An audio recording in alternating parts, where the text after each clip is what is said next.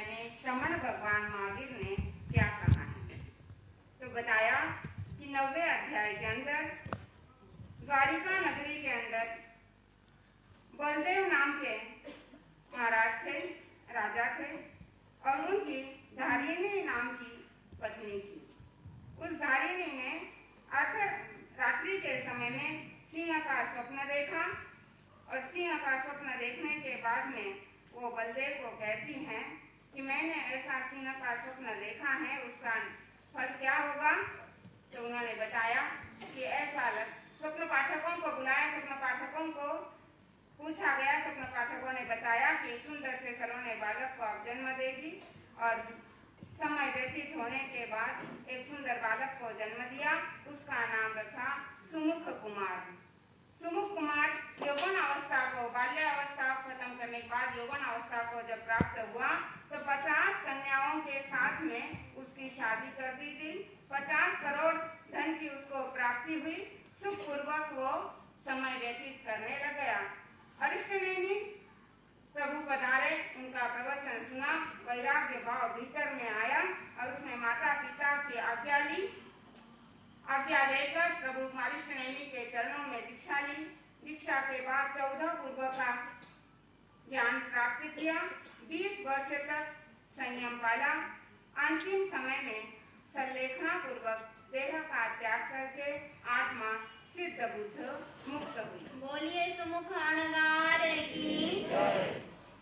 एवं तुम मुहे भी कुवधारे भी दोनों भी पद देवे पिया धारिणी माया दारुए भी एवं सेव नवरम वसुदेवे पिया धारिणी माया एवं अनतिथि भी वसुदेव पिया धारिणी माया एवं खलु जम्बू समनेनम जाव संपत्तेन मठम संग संतगतसाम सच्चस वगस तेर समस अध्ययनस अयमर्थे पन्नते। इसी प्रकार बलदेव पिता और धारिणी माता के 2 बेटे दुमुख कुमार और कुपदारू कुमार, ये 2 कुमार, उन्होंने भी अरिष्टनेमि भगवान के प्रवचन सुना। पहले यौवन अवस्था को प्राप्त हुए, 50 कन्याओं के साथ में शादी हुई, और फिर अरिष्टनेमि भगवान की वाणी सुनी और वैराग्य भाव उत्पन्न हुआ, और दीक्षा लेकर 20 वर्ष तक संयम का पालन किया। 14 पूर्व का ज्ञान प्राप्त किया, और अंतिम समय में संलेखना पूर्वक देह का त्याग करके केवल ज्ञान, केवल दर्शन को प्राप्त करके आत्मा सिद्ध बुद्ध मुक्त हुई। उसी प्रकार वसुदेव राजा और धारिणी माता, उनके दारुक कुमार और अनादृष्टि कुमार, इन्होंने भी इसी प्रकार संयम स्वीकार किया। 20 वर्ष तक संयम पाला, 14 पूर्व का ज्ञान प्राप्त किया, 1 मास की संलेखना, और अंतिम समय में केवल ज्ञान, केवल दर्शन प्राप्त करके आत्मा सिद्ध बुद्ध मुक्त हुई। बोलिए दुर्मुख आदि अणगारों की। इस प्रकार तीसरा वर्ग समाप्त हुआ।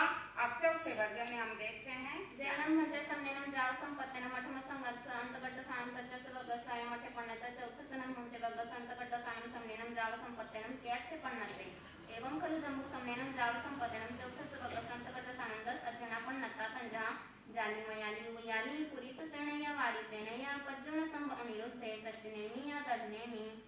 जैनम हंते समनेनम जाव संपत्तेनम चौथा वगस 10 अध्ययना पन्नता पद्मसनम हंते अध्ययनस समनेनम जाव संपत्तेन केर्थे पन्नते एवं खलु जम्बू तेनम कालनम तेनम सनम 12वीं नामम नैली होता जवा पड़मे कन्या वसुदेवे आय वचन जावी रे तथनम 12वीं नैली वसुदेवे राया धारिणी देवी वन्नम। 3 वर्ग पूर्ण होने के बाद में जम्बू स्वामी ने चौथे वर्ग की जिज्ञासा प्रस्तुत की कि मुझे चौथे वर्ग में क्या है ये बताइए प्रभु। तो सुधर्मा स्वामी ने बताया, चौथे वर्ग के श्रमण भगवान महावीर स्वामी ने 10 अध्याय बताए हैं। जाली, मयाली, उभयाली, पुरुष सेन, वारी सेन, प्रद्युम्न कुमार, शांभो, अनिरुद्ध, सत्यनेमि और दृढ़नेमि, इस प्रकार 10 कुमारों का वर्णन है। 10 अध्याय के बारे में जानने के बाद में वो कहते पहले अध्याय में क्या बताया है प्रभु ये फरमाइए।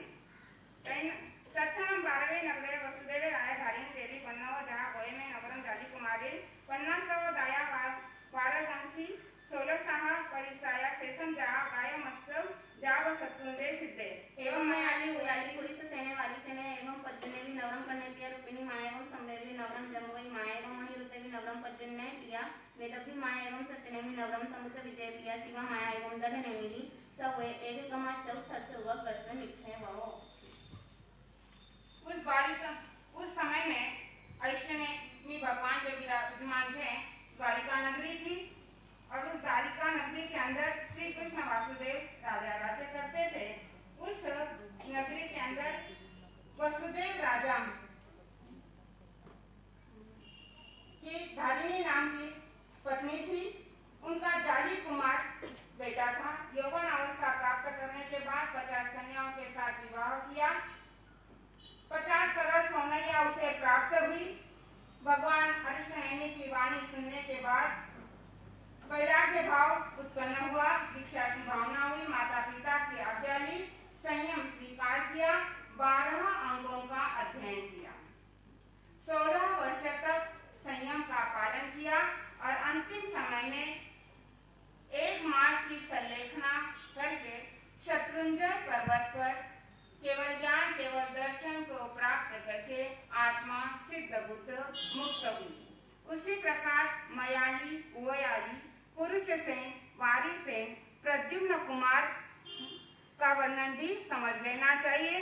बस इतना ध्यान में रखना, नाम पिता का नाम कृष्ण है और माता का नाम रुक्मिणी है। मतलब ये रुक्मिणी के बेटे हैं और पिता उनके कृष्ण हैं। तो कृष्ण के इतने सारे बेटों ने एक साथ दीक्षा ली, 16 साल तक संयम का पालन किया और अंतिम समय में संलेखना पूर्वक देह का त्याग करके केवल ज्ञान केवल दर्शन प्राप्त करके सिद्ध बुद्ध मुक्त हुए।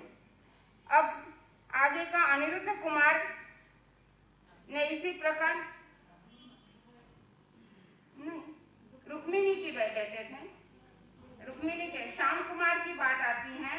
श्याम कुमार के लिए कृष्ण पिता है और जाम्बवती माता है। उनके श्याम कुमार ने दीक्षा ली, इसी प्रकार संयम का पालन किया और सिद्ध बुद्ध मुक्त हुए। प्रद्युम्न पिताजी हैं और वेदर्भी माता है। उनका बेटा है अनिरुद्ध कुमार, उसने भी संयम स्वीकार किया, 16 वर्ष तक संयम का पालन किया। अंतिम समय में पूर्णता की प्राप्ति हुई, सिद्ध बुद्ध मुक्त हुए शत्रुंजय पर्वत पर। शिवा सत्यनेमी और दृढ़नेमी ये 2 भाई, इन्होंने भी संयम स्वीकार किया। इनके पिता थे समुद्र विजय, माता थी शिवा देवी। ये किसके भाई थे? अरिष्टनेमी प्रभु के भाई थे। इन्होंने भी संयम स्वीकार किया। अरिष्टनेमी प्रभु के चरणों में 16 वर्ष तक संयम का पालन किया और अंतिम समय में शत्रुंजय पर्वत पर पहुंचकर संलेखना स्वीकार करी। लास्ट मोमेंट में केवल ज्ञान केवल दर्शन प्राप्त किया।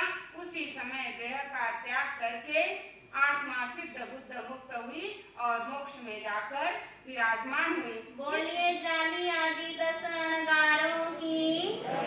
इस प्रकार ये चौथा वर्ग पूर्ण हुआ।